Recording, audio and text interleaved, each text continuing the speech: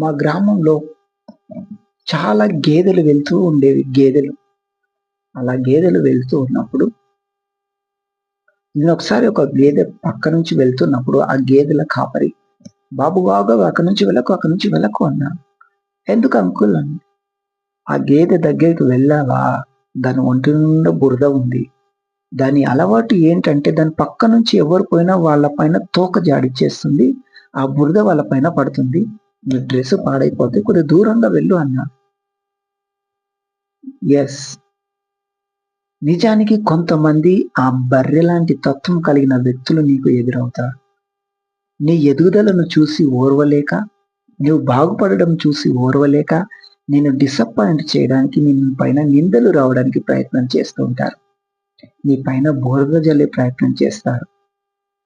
వాళ్ళేం చేస్తారో తెలుసా? నువ్వు ఎదగకుండా నిన్ను డిసప్పాయింట్